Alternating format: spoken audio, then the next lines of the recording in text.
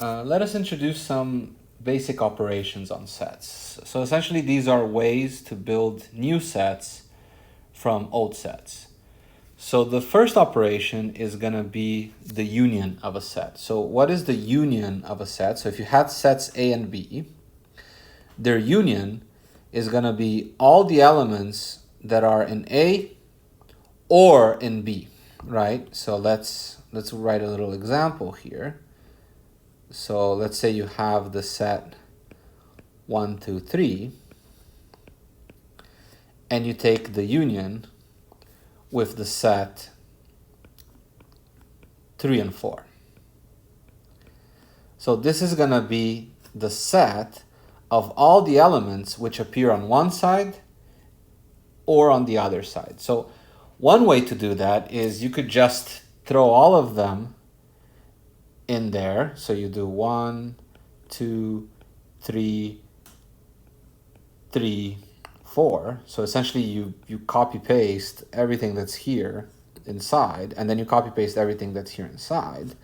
And when you do that, you might get some repetitions. And I mean, we saw technically this is correct. It's okay to have repetitions, but many times it's better to write it, or clearer to just write it sort of in the reduced form where you omit repetitions. So the union of the set 1, 2, and 3 with the set 3, 4 is the set 1, 2, 3, 4. Notice how here there are 3 elements, here there are 2, but in the union it's not 5, it's 4, because there were elements that they had in common, right?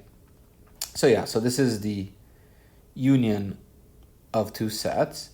Now the next operation is the intersection of sets. So what is the intersection of two sets A and B? And you denote it like this. So it's going to be all the elements which are in A and also in B, right? So now it's the elements which appear in both. So if I take essentially the same example here, 1, 2, 3. Let me improve this 3 over here. And I intersect it with 3, 4. Now I need to check. So one way to do this, so for every element here, I'll check. Does 1 appear on both of them? So 1 is on the left but not on the right, so no.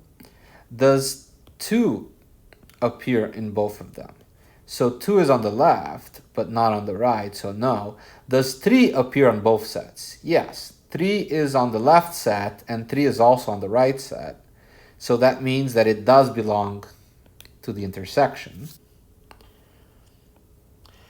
And then there's no other element here, so it can't be that there's another element in the intersection. And you can check for the other elements. 4, does it appear on the left? It doesn't. So that means that the intersection here is just the set with the element 3.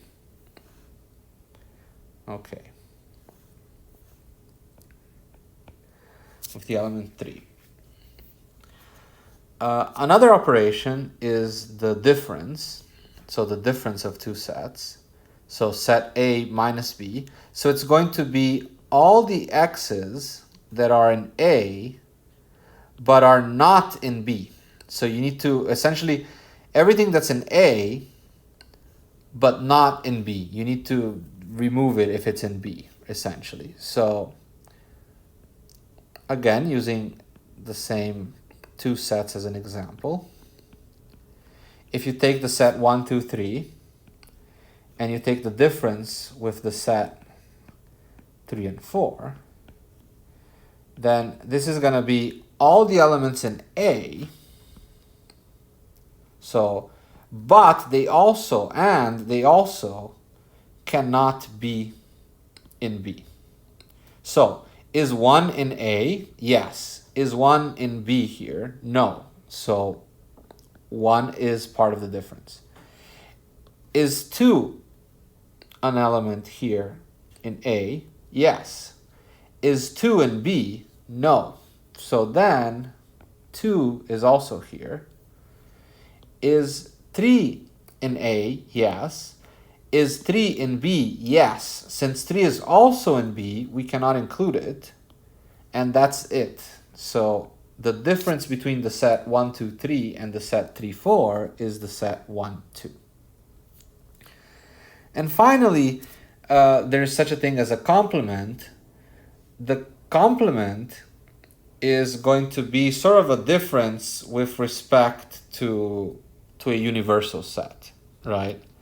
So for this, you need to, like we said, a universal set is something that you need to define from the context. So for example, let's say that the universal set is 1, 2, 3, 4, 5.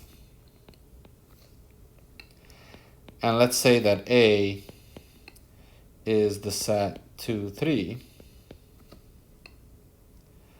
Then the complement of A, so again, this complement is with respect to a universal set, which means that you always have to specify the universal set if you're talking about complements. So the complement of A is going to be all the elements that are not in A and that are in the universal set. So in this case, the elements are 2 and 3, and so the complement is going to be 1, 4, and 5. And notice that the complement is always going to be the universal set, the difference between the universal set and the set that you're taking the complementation.